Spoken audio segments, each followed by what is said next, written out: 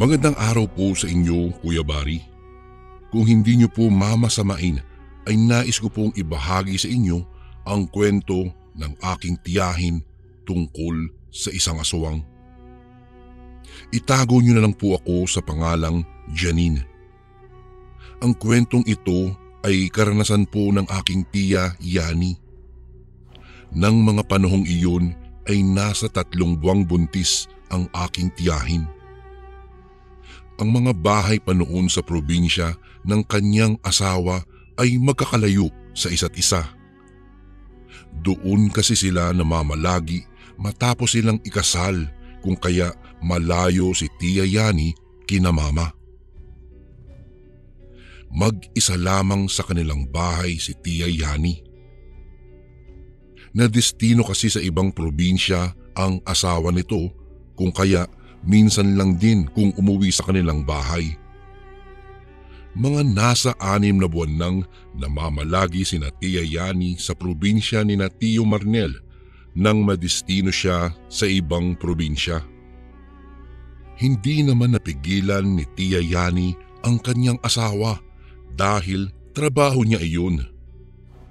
May kapatid naman si Tio Marnel sa probinsya nila, subalit malayo ang bahay nito sa bahay ni na Tia Yani. Subalit kahit ganoon ay hindi naman siya nalilimutan ng kapatid ng kaniyang asawa. Minsan ay pinupuntahan naman siya ng kaniyang hipag, subalit umuwi rin naman ito kaagad. May pamilya rin kasi itong inaasikaso, kung kaya hindi nito masamahan si Tia Yani lalo na tuwing gabi. Kahit nagustuhin man ng kanyang hipag na samahan siya sa kanilang bahay ay hindi naman ito magawa dahil hindi nito pwede pabayaan ang kanyang pamilya, lalo na ang kanyang mga anak. Noong una ay ayos lang naman iyon sa kanya dahil hindi naman siya nababahala o natatakot. Hindi pa kasi siya nakakaranas ng kakatakutan o kahit na anumang kababalaghan sa bahay nila. Isa pa ay wala namang nauusong balita na mayroong aswang sa kanilang lugar. Hanggang sa humantong na sa 6 na buwan na noon ang kaniyang tiyan at doon nagsimula na siya ay makaranas ng pang-aaswang na labis namang nagbigay ng takot at pag-aalala sa kanya. Isang gabi, nag-aayos na ng kanyang higaan si Tia Yani. Nagmamatsyag pa nga siya sa kanyang paligid dahil may kakaiba siyang nararamdaman ng mga sandaling iyon. Hindi niya maipaliwanag kung bakit ramdam niyang maalinsangan ang kanyang paligid.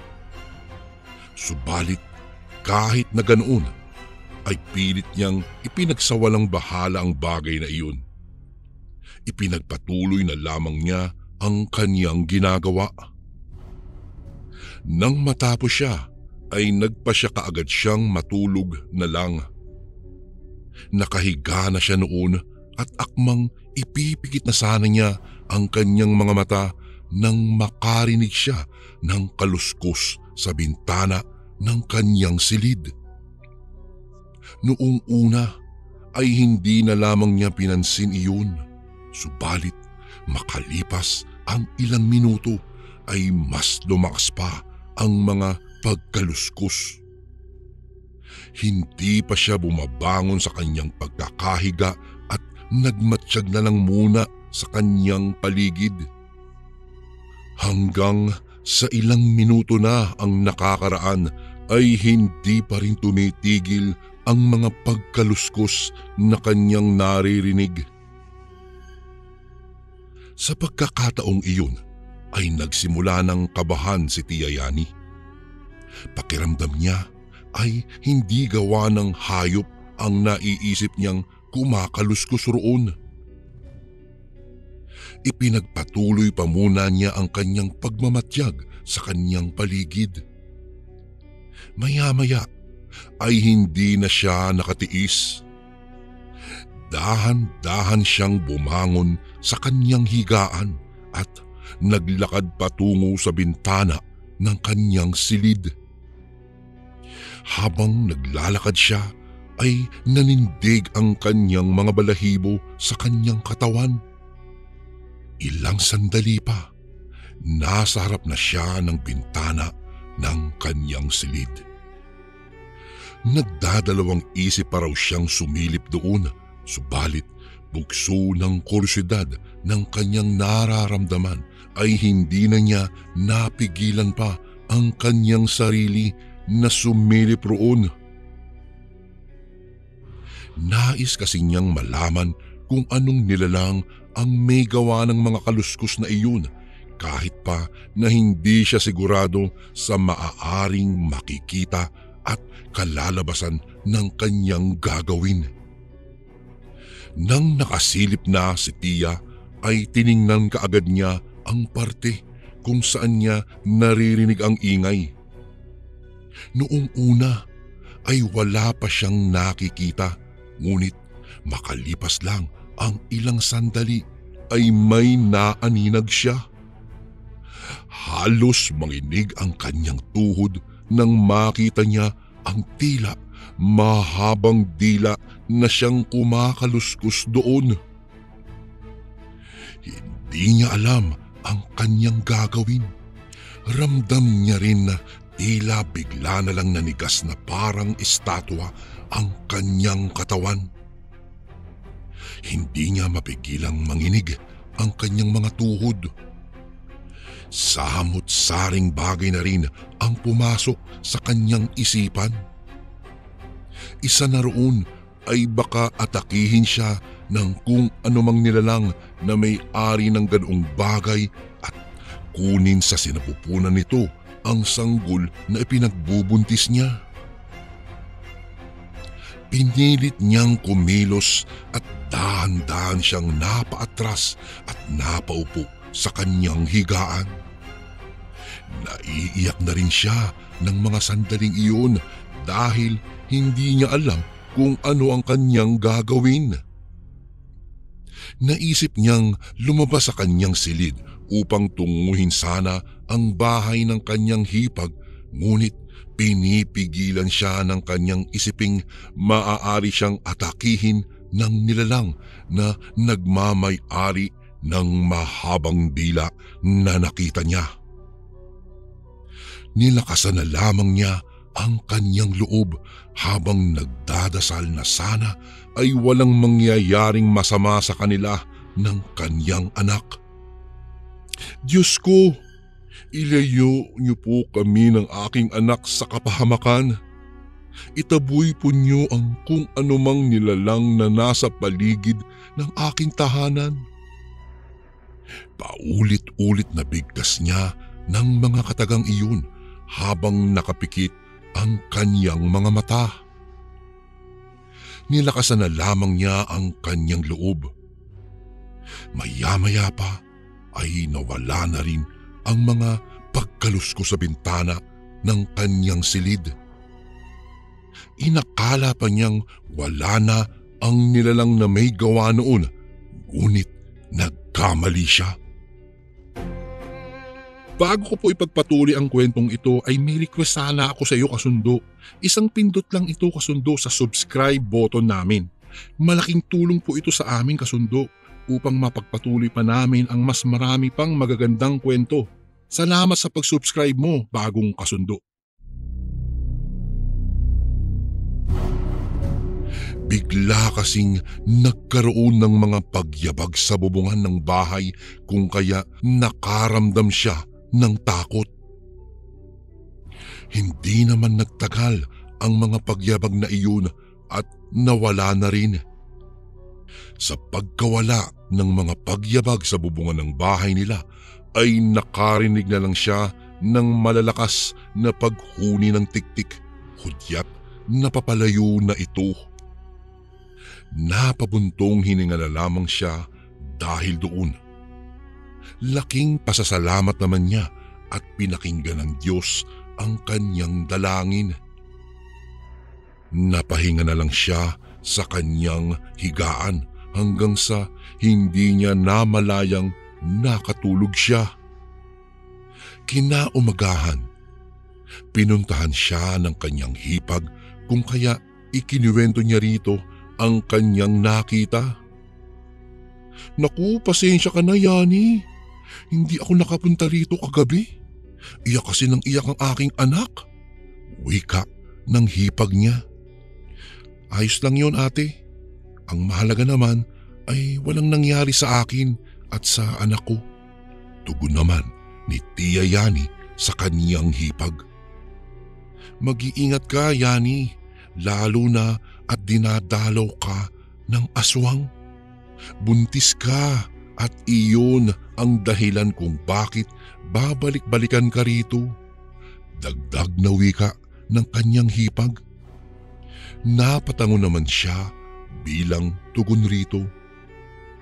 Nang mga sumunod na gabi, bago matulog ay nagmamatsyag muna si Tia sa kanyang paligid. Kung mapagtanto niyang walang kakaiba sa paligid ay natutulog kaagad siya.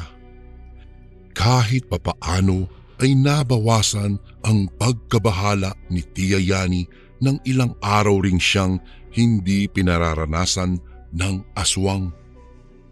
Subalit isang gabi, dahil sa pagiging kampante na hindi siya makakaranas ng aswang, kung kaya nagulantang siya nang makarinig siya ng paghuni ng tiktik sa kanyang paligid. Dali-dali siyang napabangon sa kanyang higaan at naupo. Kinuha rin niya ang buntot ng pagi na ibinigay sa kanya ng kanyang hipag. Hinawakan niya iyon ng mahigpit habang nagdarasal. Muli siyang nakarinig ng mga mahihina ngunit mabibilis na paghuni ng tiktik. Nagsimula na rin siyang manginig ng mga oras na iyon. Pahina ng pahina ang paghuni ng tiktik, ngunit pabilis naman ang pabilis na animoy tinatakot nito si Tia Yani. At dahil doon ay hindi na nakapagpigil si Tia kung kaya napasigaw na siya. "Hindi ako natatakot sa'yo," sigaw niya. Hindi naman inasahan ni Tia Yani ang mga susunod na mangyayari. Bigla na lang kumalabog ng ilang beses ang bubungan ng kanilang bahay. Nagsimula na ring kuskusin ng nilalang na nasa itaas ang atip nito na animoy nais nitong sirain iyon upang makita si Tia na nasa loob. Sigaw ng sigaw si Tia Yani na hindi siya natatakot at handa siyang labanan ang aswang. Pinipilit niyang palakasin ang kanyang loob dahil naiisip niya ang kanyang anak na nasa sinapupunan niya. Nakahawak pa nga siya sa kanyang tiyan habang iwinawasiwa sa ere ang hawak nitong buntot ng pagi. Walang ano-ano ay nakarinig na si Tia Yani ng mga pagsigaw sa labas ng kanyang bahay. "May aswang!"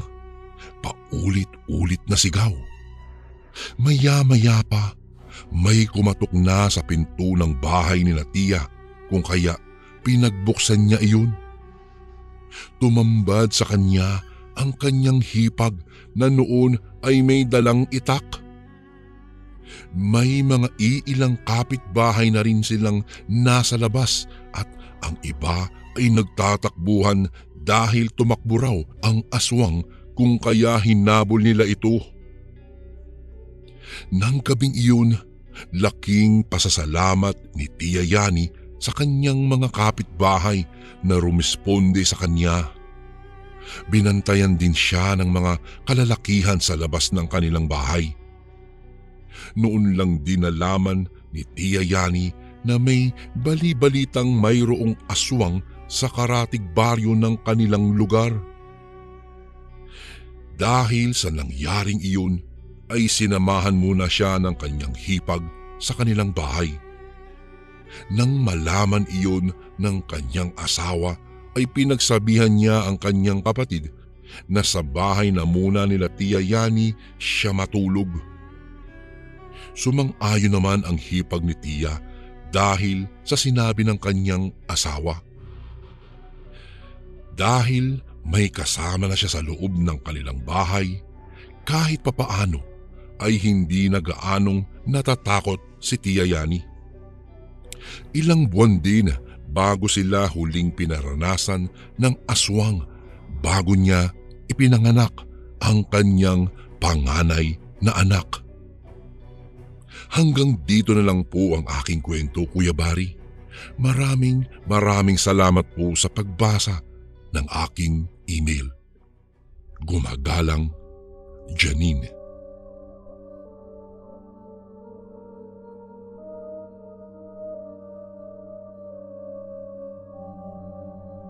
Hello po at magandang araw po sa iyo, Kuya Bari, pati na rin sa lahat ng nakikinig ngayon. Itago niyo na lang po ako sa pangalang Mike, isang sales agent dito sa Maynila. Ang kwentong maririnig niyo po ngayon ay kwentong nangyari po sa akin noong sa probinsya pa lamang po ako naninirahan. Halos 2 dekada na rin po ang nakakalipas. Nasa ika-4 na taon na ako noon sa high school at dahil graduating nga po ako, nag-iisip na ako kung anong kurso ang kukunin ko sa kolehiyo kahit na sinabi nila nanay na tumigil daw muna ako sa pag-aaral. Kuya Bari, mahirap lang po kasi kami. 8 magkakapatid kaya hindi na kami kayang pag-aralin pa ni nanay ng sabay-sabay. Hindi naman gaanong kalaki ang kita niya sa paglalaba. At si tatay naman, tuwing anihan lang nakakakuha ng malaki-laking panggastos. Natatandaan ko noon na nakikipag-away ako kay nanay tungkol sa pag-aaral ko. Nang mangyari ang isang aksidenteng hindi ko malilimutan. Nagkakasagutan kami ni nanay sa labas ng bahay nang marinig namin ang malakas na sigaw mula sa kabila. Paglingon namin ay kitang-kita ko kung paano sinagasaan ng pampasaherong jeepney na pauwi na sana ang isang batang gusto lang tumawid sa kalsada. Tumama ang bata sa unahan ng jeep, Kuya Bari. Parang laruan na tumalsik ang bata sa malayo. Nagpagulong-gulong at saka tumama sa kanto ng semento ng isang poste ng ilaw. Tumigil din ang jeep na nakabunggo sa bata. Kumalat na ang dugo sa kalsada. Kami namang 2 ni nanay ay pansamantalang nakalimutan ang pinag-aawayan namin. Agad akong lumapit sa batang tumalsik. At pagluhod ko ay nakilala ko agad ang bata. Grabe, si Andrew. 12 anyos na bata na anak ni Aling Elena na kapitbahay namin at matalik na kaibigan at katsismisan ni nanay. Nakatulala lang ako sa nakahigang bata. Hindi ko po alam ang aking gagawin. Paglingon ko sa jeep, pinalilibutan na ng mga tao ang sasakyan para hindi makaalis ito. Noong ibinalik ko ang tingin sa bata, bulag na ang titig nito. Dumadaloy sa tenga at bibig ang dugo na gumawa ng malaking pulang mapa sa kalsada. Parang sinuntok ang dibdib nito ng napakalakas at nayupi ang ribs paloob dahil sa impact. Pagdating ng mga nurse galing sa health center, sinabi nilang dead on arrival na si Andrew. Nadurog ang mga lamang loob at biglang tumigil ang puso sa lakas ng pagkakabunggo sa kanya. Muntikan nang mabugbog ng taong bayan ang driver ng jeep pagdating ng ama ni Andrew. Buti na lamang at naawat kaagad ng mga pulis ang mga taong galit na galit. Parang pinagsukluban ng langit at lupa si Aling Elena nang makita ang sinapit ng kaisa-isa niyang anak. Nagwawala siya sa kalsada habang akap naman ng asawa niya ang bangkay ng anak nila. Kinabukasan, may trapal na bubong na sa harap ng bahay na nila Aling Elena. Inihahanda na pala ang burol. Nakauwi na rin agad ang bangkay ni Andrew. Pagpasok ko ay agad akong bumati at nagpaabot ng condolence kay Aling Elena na tulala pa rin at magang-maga pa ang kanyang mga mata. Naroroon na rin si nanay, tumutulong sa pag-aayos ng bahay at pagluluto. Siyempre, isa siya sa mga matalik na kaibigan ni Aling Elena. Nang makalapit ako sa kabaong, nakita kong sarado po ito.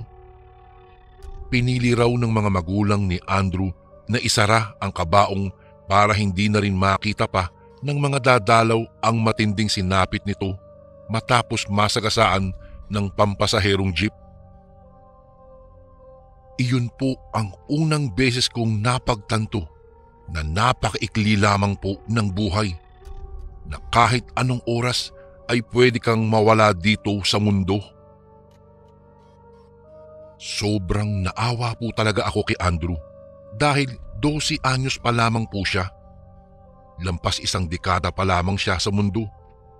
Sobrang dami niya pang dapat gawin at marating. Ngunit sabi nga nila, ganun talaga ang kapalaran ng isang tao. Kanya-kanyang swerte at malas lang yan. Gabi ako madalas makitambay sa burol ni Andrew. Gabi kasi laging maraming tao upang magsugal. Halos 3 gabing may 5 mesa na nilalaruan ng kung sino-sinong dayo galing sa iba't ibang barangay para maglaro po ng baraha at iwaldas ang mga pera nilang ilang araw na inipon. Tuwang-tuwa akong manood sa mga taong napapamura kapag talo, habang nakikiabang din ako sa gilid ng panalong bangka dahil namimigay sila ng balato kapag uwian na. Ika-4 na gabi, 2:00 ng umaga. Paunti-unti nang nagsisiuwian ang mga sugarol, pero may isang mesa pang naglalaro. Nag-aabang pa rin ako, Kuya Bari. Alam ko kasing mamimigay na naman ng balato ang bangka kapag umuwi silang panalo. Habang namimigay siya ng mga baraha sa mesa, nang bigla naming marinig ang isang sigaw na kung sino mula sa loob. Agad kaming nagsitakbuhan para malaman kung ano ang nangyari. Inabutan namin si Aling Elena, nakatayo sa harap ng bukas na kabaong.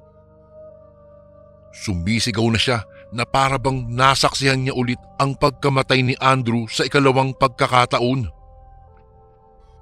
Pero nang lumapit po kami sa kabaong ay saka lamang namin nakita kung ano ang talagang nangyari. Wala na ang katawan ni Andrew sa loob. Bagkus ay kapalit ng bangkay, may mahabang katawan ng saging na nasa loob nito. Bago ko po ipagpatuloy ang kwentong ito ay may request sana ako sa iyo, kasundo. Isang pindot lang ito, kasundo, sa subscribe button namin. Malaking tulong po ito sa amin, kasundo, upang mapagpatuloy pa namin ang mas marami pang magagandang kwento. Salamat sa pag-subscribe mo, bagong kasundo.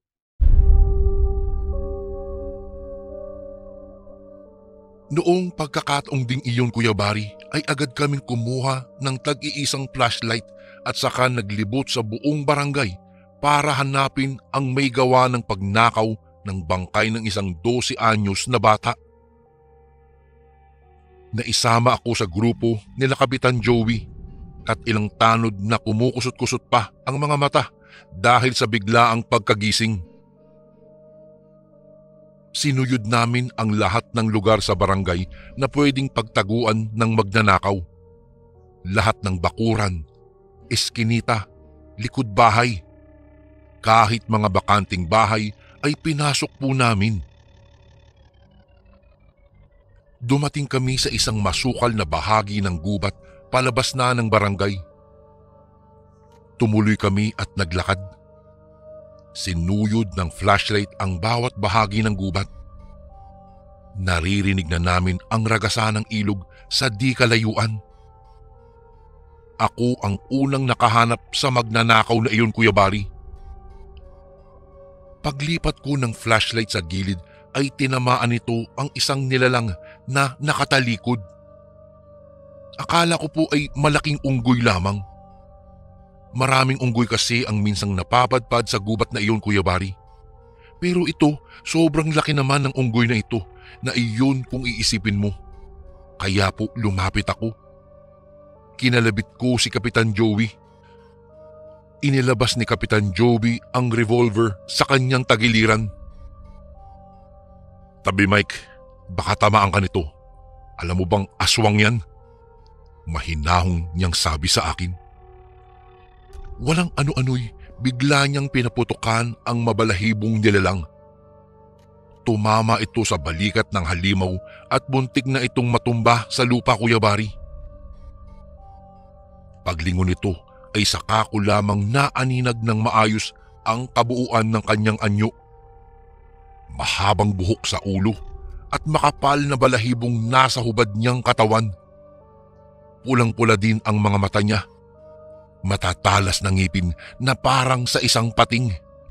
Matalas din ang kanyang mga kuko.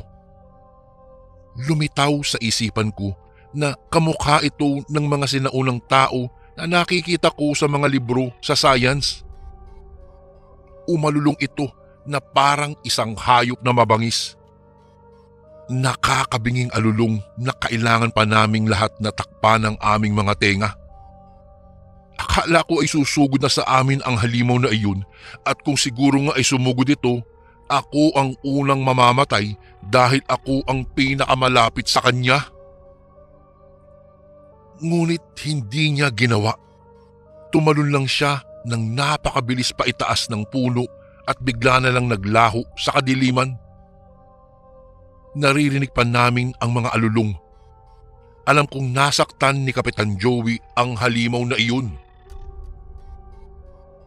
Paglapit namin sa bangkay, wala na ang kalahating katawan nito.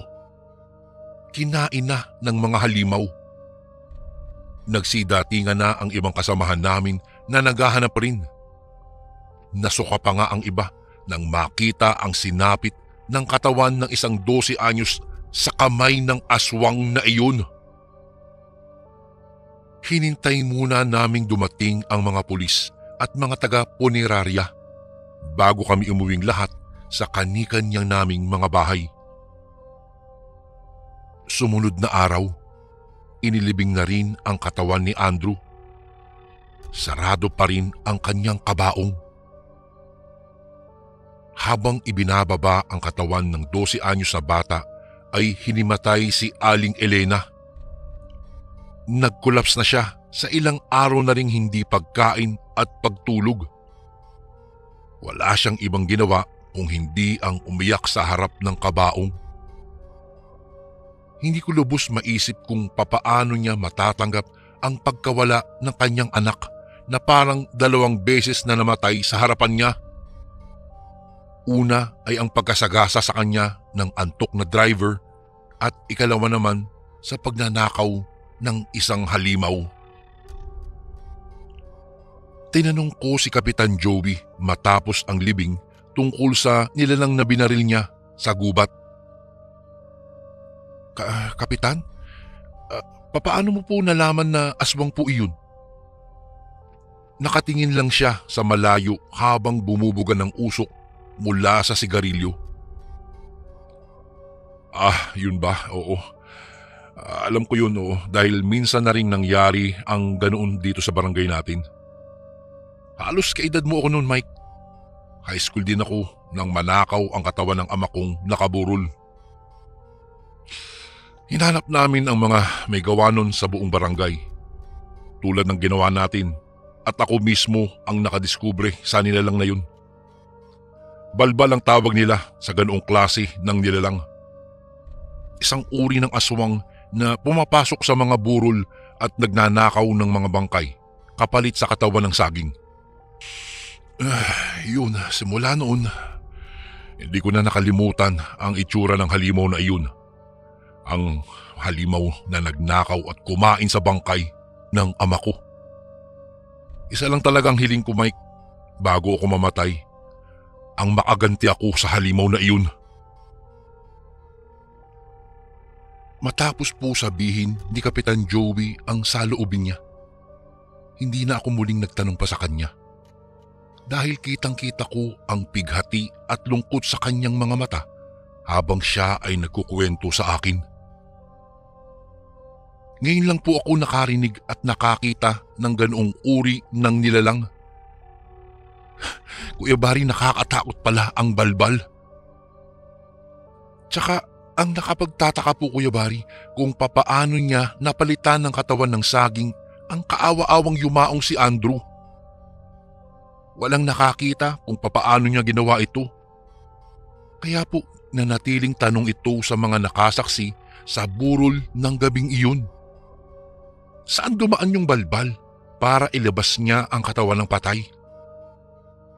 Malamang nakatsyempo ito habang abala ang mga tao sa labas at nanonood ng sugal. Noong mga oras din yung, Kuya Barry, walang tao daw sa kusina at maaring doon sa bintana ito pumasok at lumabas. Sobrang bilis ng pangyayari at maski po ako magpahanggang ngayon ay hindi pa rin makapaniwala. Iyon na po ang huling beses na nangyari iyon sa barangay namin. Hindi na muling naulit pa. Pero dahil nga doon, kapag may ibinuburol ay nag-iiwan na si Kapitan Joey ng isang bantay na tanod sa kabaong para hindi na rin magtangka pa ang balbal na magnakaw ng bangkay na nasa loob nito. Dito ko na po tatapusin ang aking kwento, Kuya Barry. Isang pangyayari sa buhay ng isang 12 anyos na bata ang nagbigay kalungkutan sa barangay namin at higit sa lahat sa kanyang mga magulang. Isang uri ng aswang na hindi ko na nanaising pang makita muli habang ako po ay nabubuhay sa mundong ito. Hanggang dito na lang po ang aking kwento at maraming salamat po, Kuya Barry, kung sakaling basahin niyo po ito sa inyong channel. More power po! Salamat po ng marami sa lahat ng nakinig ngayon at isang magandang araw po sa lahat ng mga kasundo natin. Lubos na gumagalang, Mike.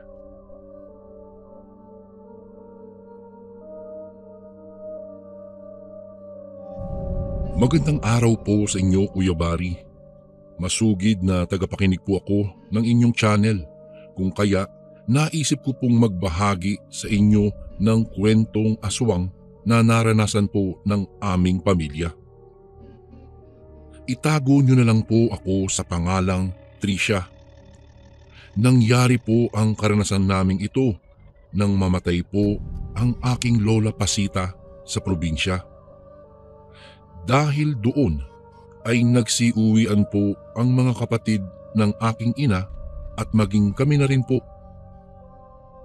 Hindi pa nga kami makapaniwala noong nang maibalita sa aming wala na ang aking lola. Dahil nang huli namin siyang makausap ni Mama sa telepono ay napakasigla pa nito. Nang nakaburol na si Lola Pasita, maraming tao ang pumunta upang magsugal. Ang iba ay nakikipag-usap pa nga kina Mama at sa mga tiyahin at tiyuhin ko tungkol sa pagkamatay ni Lola. Marami rin sa kanila ang hindi makapaniwala sa biglaang pagkamatay nito. Wala namang kasing malubhang sakit si Lola at napakalakas pa ng kanyang katawan. Marami ang nagsasabi na marahil ay may kakaibang nangyari rito kung kaya ganoon ang kinahitnan. Hindi ko naman alam kung ano ang tinutukoy ng mga kapitbahay nila Lola, subalit Nang makarinig ako ng tungkol sa aswang ay tila kinilabutan ako. Nag-uusap sina mama at mga kapatid nito.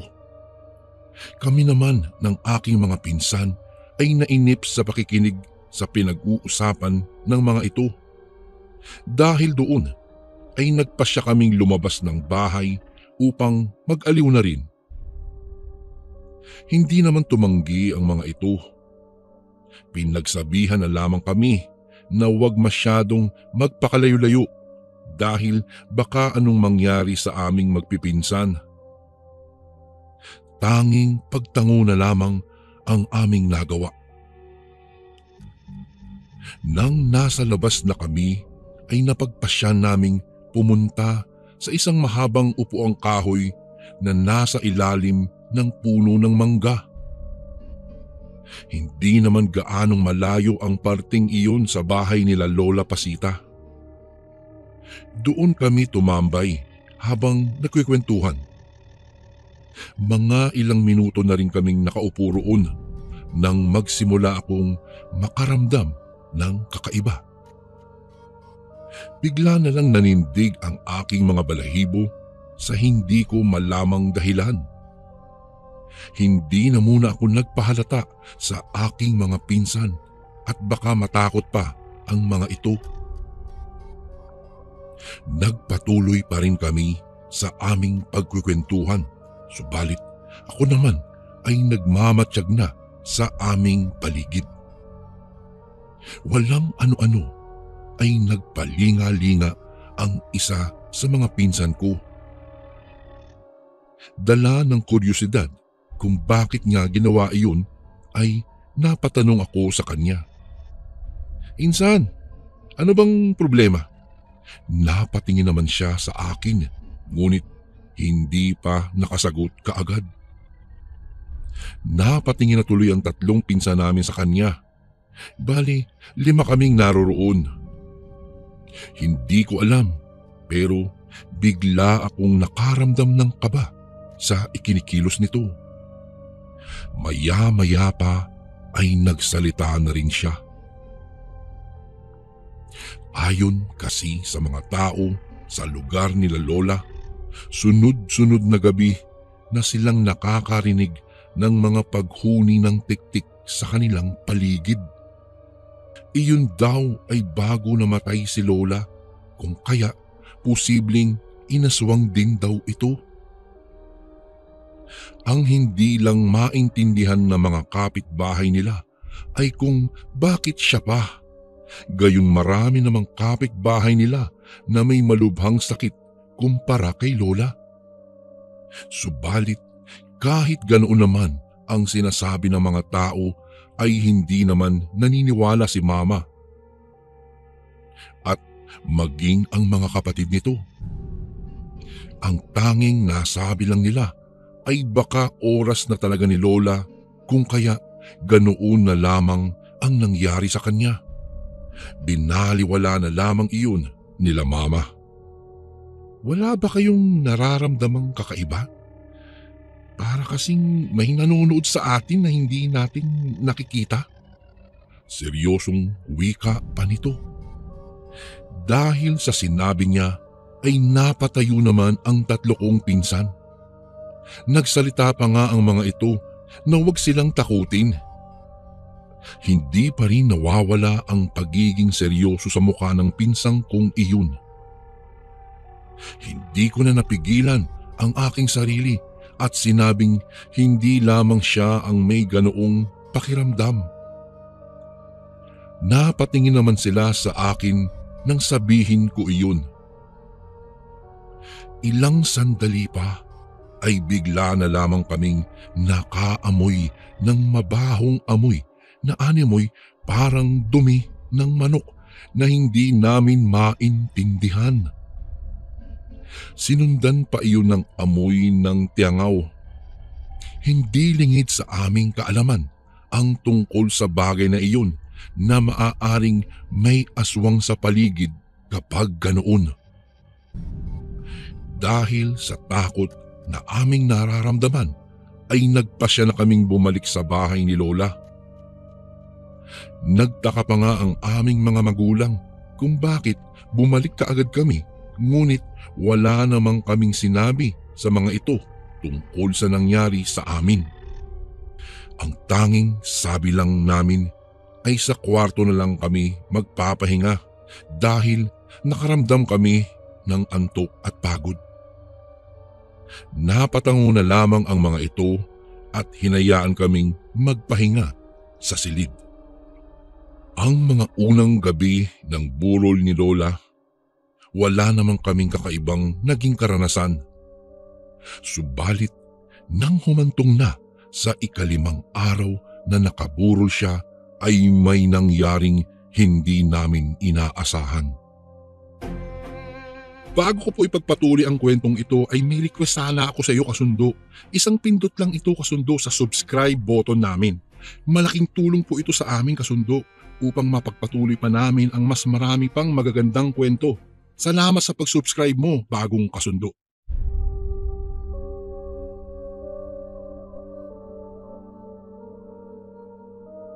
Nang gabing iyon ay maraming taong nagsusugal.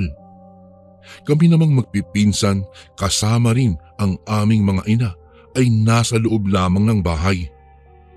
Nakaupo kami sa mga upuang ilang dipa ang layo mula sa kabaong ni Lola.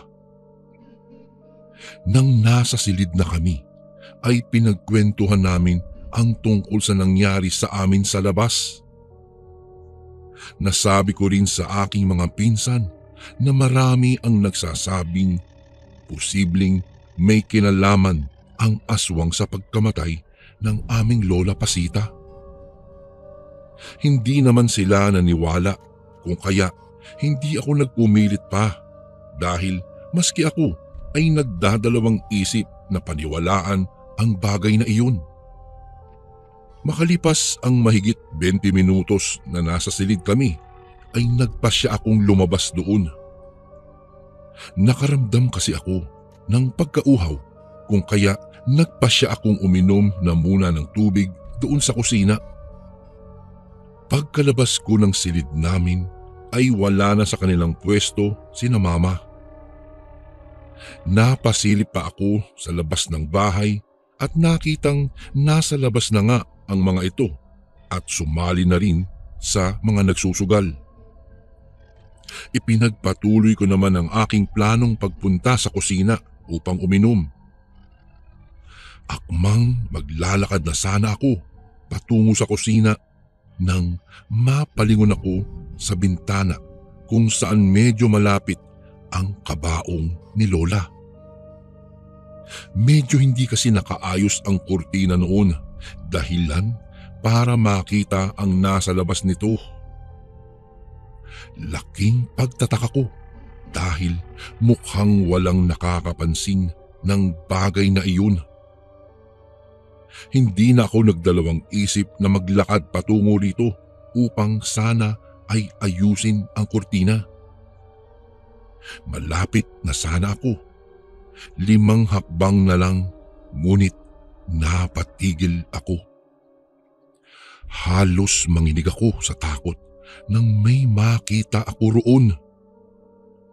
Hindi ko alam kung dala lang ba iyon ng antok ko o pagod dahil nakikita ko si Lola Pasita ang nakatayo roon.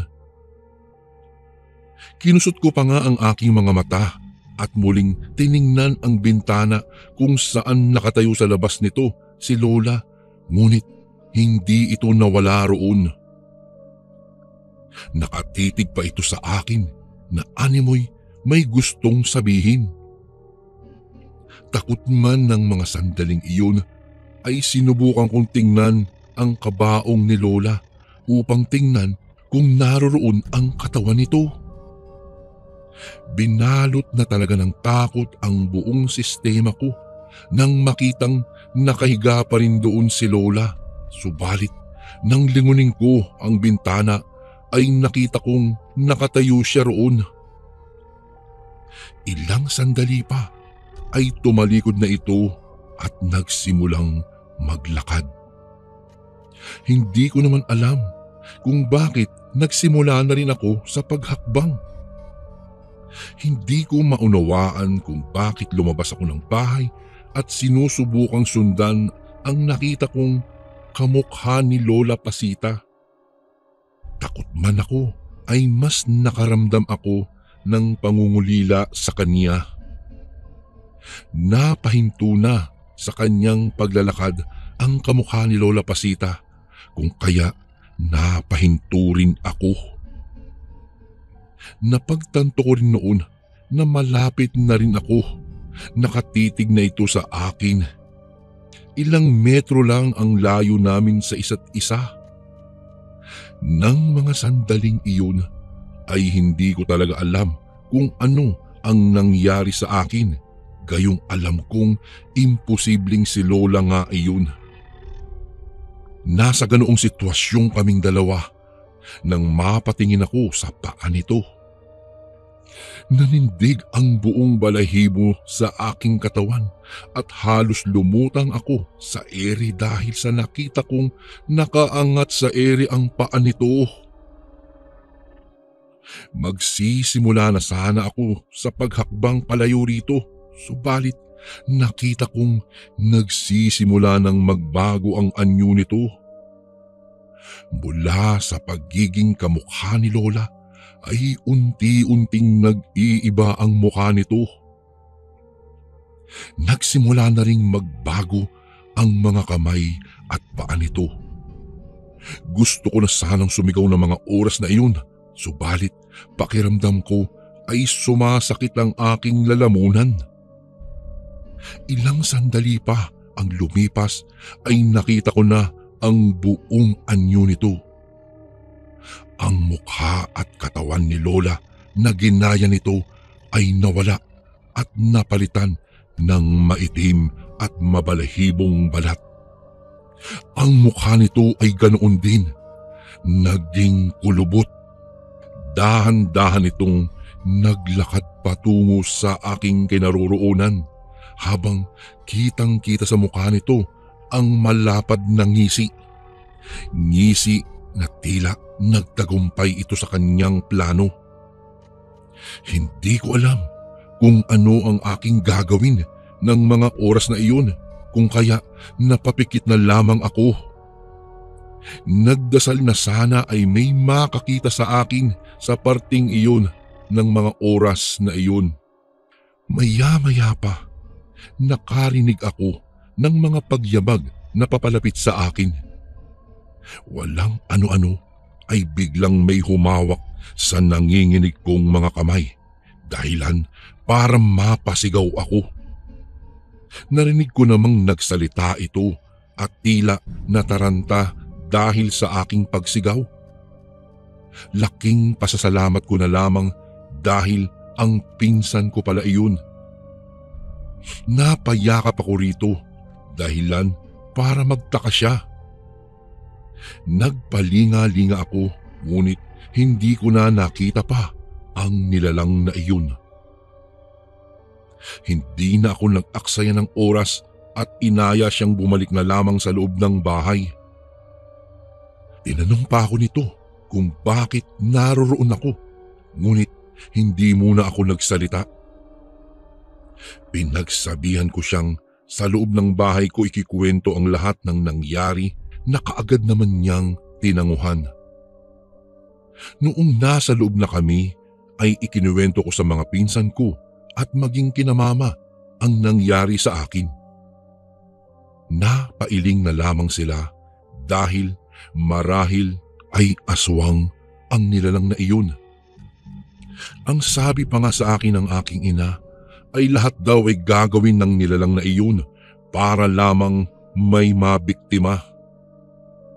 Pinaalalahanan naman kami na huwag basta-bastang magpapadala sa mga ganoon at huwag tumingin sa mga mata ng mga nilalang na iyon dahil kaya nilang pasunurin ang mga bibiktimahin nila sa pamamagitan ng paghihipnotismo. Napaisip rin ako na marahil ay iyon ang nangyari sa akin. Mabuti na lamang at naisipan ng pinsan kong hanapin ako dahil ilang minuto na raw ay hindi pa ako bumabalik sa aming silid. Hanggang sa mailibing si Lola ay hindi na naulit ang nangyari ng gabing iyon. Hanggang sa ngayon ay hindi ko pa rin makalimutan ang nangyari kung saan nakaharap ko ang isang aswang.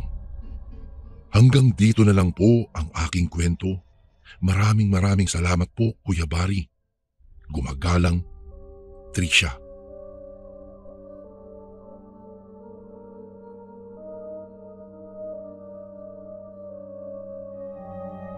Magandang araw po sa inyo, Kuya Bari. Itago mo na lang po ako sa pangalang Nina. Ang kwentong ibabahagi ko po sa inyo ngayon ay karanasan namin ng aking mister nang umuwi kami sa kanilang probinsya. Nagkakilala po kami ng aking mister na si Marvin sa aking pinagtatrabahuhan. Dahil doon ay nagkagaanan kami ng loob hanggang sa humantong kaming dalawa sa pakikipagrelasyon. Hindi nga nagtagal ay ipinakilala ko siya sa aking pamilya. Nang araw na ipapakilala ko siya ay nagkaroon pa ng komosyon sa pagitan nila at ng isa kong kapatid. Nang malaman kasi nitong kung saan ang probinsya ni Marvin ay nagalit ito. Nagulat naman kami sa nangyaring noon, ngunit mabuti na lang at naging maayos din naman. Ayon kasi sa kapatid ko noon, maraming aswang sa lugar nila Marvin. Naisip pa nga niya na baka daw may lahing aswang itong si Marvin. Kung kaya medyo nasaktan ako sa sinabi nito tungkol kay Marvin. Kung kaya maging ako ay nagdamdam din sa kanya. Nagkaayos naman kaagad sila at humingi naman ng pasensya ang aking kapatid. Noon din ay sinabi namin sa kanila ang aming planong magpakasal. Nasa wastong edad na rin naman kaming dalawa ni Marvin, kung kaya sumang-ayon na rin naman sila. Sa pamilya naman ni Marvin, ayon sa kanya ay ipinaalam na niya na ang aming planong iyon at sumang-ayon din naman ang mga ito. Ayaw kasing umuwi ni Marvin ng mga panahong iyon at sa susunod na lang daw niya ako papakilala sa kanyang mga magulang. Wala namang problema iyon dahil naiintindihan ko naman siya dahil bukod sa malayo ang lugar ay ayaw niyang gastusin ang naipon niyang pera dahil gagamitin namin iyon sa aming kasal.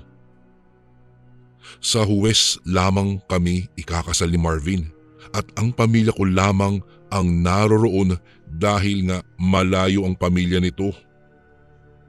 Sa bahay na rin muna kami nakatira habang nag-iipon pa ng pera. Ilang buwan ang nakalipas. Matapos ang kasal namin ng aking asawa ay nagpasya itong dalhin na ako sa lugar nila. Nang malaman iyon ng aking mga magulang ay nabahala sila. Mag-iingat ka roon. Hindi mo kakilala ang mga tao roon. Huwag kang masyadong makikipag-usap sa iba ha. Iyon ang mga sinabi sa akin ng aking ina ng mga panahong iyon. Dumating na nga ang araw na aalis na kami noon ni Marvin. Bago kami umalis ng aming bahay ay muli akong pinaalalahanan ulit ng aking ina. Tanging pagtango na lang ang aking nagawa bilang tugon sa kanya. Umalis na nga kami noon. Tinungo namin ang sakayan ng bus. Mabuti na lamang ay nakasakay kaagad kami. Nang makasakay na ay nagsimula na ang aming pagbiyahe patungo sa probinsya ng aking asawa. Makalipas ang humigit kumulang 10 oras na biyahe ay narating namin ang baryo ng aking asawa. Nagulat pa nga ang mga magulang ni Marvin nang makita kami ng kanilang anak. Nilapitan naman nila kami at niyakap. Pumasok naman kami sa bahay nila at nagpasya na munang magpahinga. Hinayaan na lamang kami ng kanyang mga magulang. Napapatingin naman ako sa ina ni Marvin na panay ang pagtitig sa akin. Aaminin kong kinabahan ako sa mga titig ng ina nito, ngunit hindi ko na iniisip ang mga bagay na iyon. Nang mga unang gabi namin ni Marvin sa lugar nila ay maayos naman ang lahat. Wala naman kahit na anong nangyari sa amin. Hindi rin kami dinalaw o pinaranasan ng aswang. Kinakausap naman ako ng ina ni Marvin, ngunit hindi ako mapakali sa pamamaraan ng pagtitig nito sa akin. Hindi ko alam kung bakit, pero parang may nais itong sabihin sa akin. Isang umaga noon, nagising ako na wala na sa tabi ko ang aking asawa. Tinanong ko naman ang ina niya kung nasaan na ba siya at sinabi naman itong may pinuntahan lamang kasama ang kanyang ama. Tumulong na lang ako sa gawaing bahay habang hinihintay ang aking asawa na makauwi. Habang abala ako sa paglilinis ng sala ay kinausap ako ng ina nito. Anak, buntis ka ba? Malumanay na tanong nito sa akin. Napatingin ako sa kanya. Hindi pa ako sigurado noon, ngunit magdadalawang buwan na akong hindi dinadatnan. Nagdadalawang isip pa kasi ako kung ano ang isasagot ko rito, ngunit kalaunan ay sinabi ko na rin sa kanya ang tungkol sa bagay na iyon. Napatanong pa nga ako sa kanya kung paano niya nasabing buntis ako at sinabi naman ito sa akin ang bagay na nagdulot ng pagkabahala sa akin kung sakaling buntis nga ako ng mga panahong iyon. Nakikita ko kasi noong isang araw ang matandang bali-balita na aswang rito. Alam mo, nakatingin siya sa iyo habang inaamoy-amoy ang eri. Lalapitan ko na sana kaso umalis naman ito papalayo. Sabi niya sa akin. Humingi rin ito ng pasensya sa pamamaraan ng pagtitig niya sa akin. Paliwanag nito ay inaalam niya sa aking katawan kung talagang buntis ako. Dahil kapag ganoon kasi ay kailangan na bantayan ako para hindi ako mabiktima ng aswang, lalo na ang kanilang apo. Bago ko po ipagpatuloy ang kwentong ito ay may request sana ako sa iyo kasundo. Isang pindot lang ito kasundo sa subscribe button namin. Malaking tulong po ito sa amin kasundo upang mapagpatuloy pa namin ang mas marami pang magagandang kwento. Salamat sa pag-subscribe mo, bagong kasundo. Humaba ang aming pag-uusap hanggang sa nagpaalam na muna ito sa akin na may pupuntahan siya. Naiwan ako sa kanilang bahay ng mga oras na iyon. Nakaupo lang ako noon sa upuan sa kanilang sala na may marinig akong may tumatawag sa labas ng bahay. Dahil doon, dali-dali akong napatayo at napasilip doon. Nakita ko naman na may isang babae ang nakatayo sa labas habang pasimpleng sumisilip sa loob ng bahay. Lumabas na ako ng bahay at kinausap ang matandang babae. Baguhan ka rito, iha. Nariyan ba ang kumare ko? Sinabi ko naman sa kanya na asawa ako ni Marvin at wala ang biyenan ko ng mga oras na iyon. Hindi ko alam pero tila napangiti ang matandang babae nang malamang ako lang ang nag-iisang tao sa bahay. Maya-maya pa ay nagulat ako dahil nagsalita ito na buntis daw ako at mag-iingat ako sa mga aswang na nauuso noon sa kanilang lugar. Dahil doon ay napatingin ako sa matandang babae. Akmang magsasalita na sana ako nang magsimula itong maglakad palayo. Bago ito tuluyang makalayo ay napasigaw pa ito. Sabi nito ay pagsabihan ko raw ang aking biyenan kung sakaling bumalik ito sa aming bahay na babalik na lamang siya upang kausapin ito. Umalis na nga ang matandang babae at ako naman ay pumasok sa aming bahay. Ilang sandali pa ay dumating na rin naman ang aking biyenan. Sinabi ko sa kanya ang tungkol sa matandang babae na naghahanap sa kanya. Napatingin sa akin ng aking biyenan na animoy gulat na gulat dahil sa aking sinabi sa kanya. Tinanong pa ako nito kung ano ang mukha ng matandang babae at sinagot ko naman siya. Nakitaan ko ng pagkabahala at pag-alala ang mukha nito nang kaya itinanong ko siya kung ano ang problema.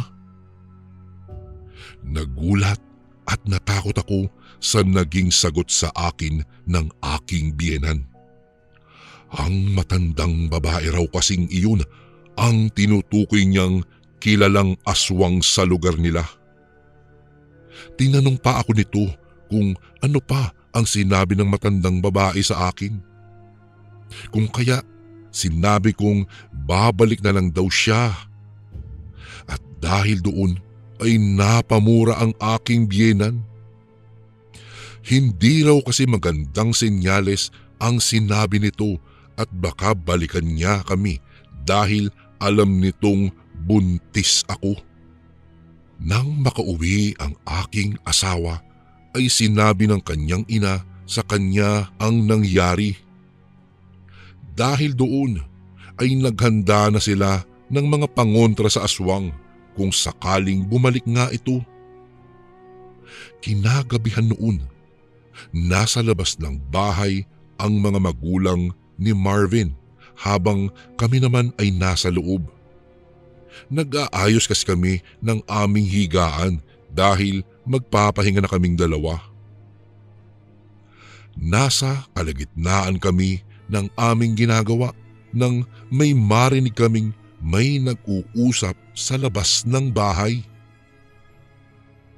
Sinilip naman iyon ni Marvin at nakita raw niya ang matandang babae na kinakausap ang kanyang mga magulang.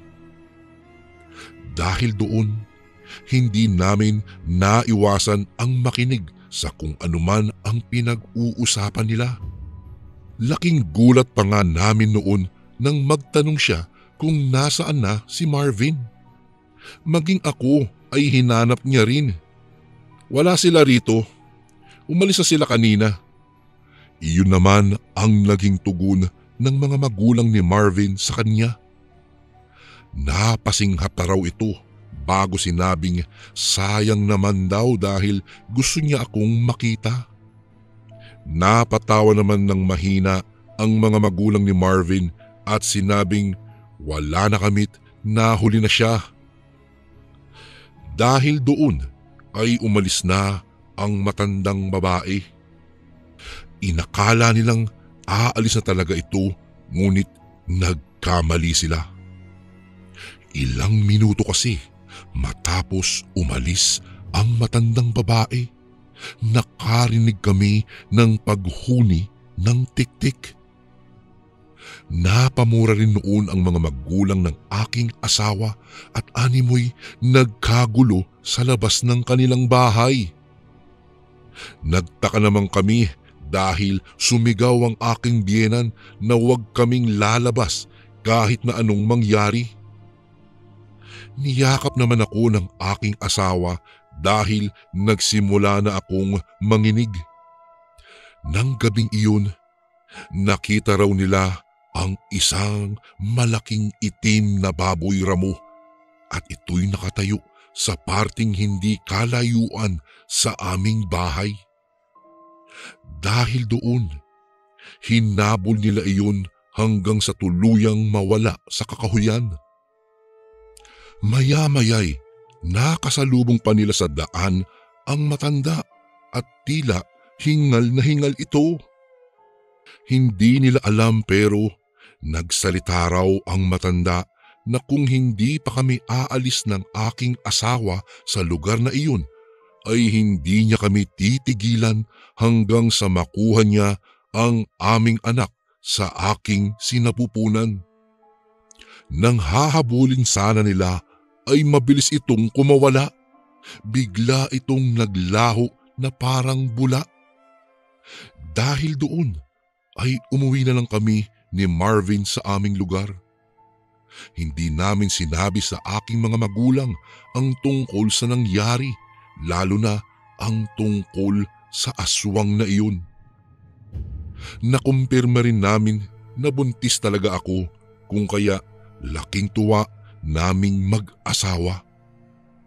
Iyon nga lang, hindi muna kami makakabalik sa lugar nila dahil sa takot na tututuhanin ng matandang iyon ang sinabi niyang hindi siya titigil hanggang hindi niya nakukuha ang anak namin. Hanggang dito na lang po ang aking kwento, Kuya Bari. More power po sa inyong channel. Gumagalang, Nina. And again, maraming salamat po mga kasundo. Don't forget to subscribe and i-click nyo lang po yung bell na button para updated po kayo sa mga upcoming videos namin na paparating.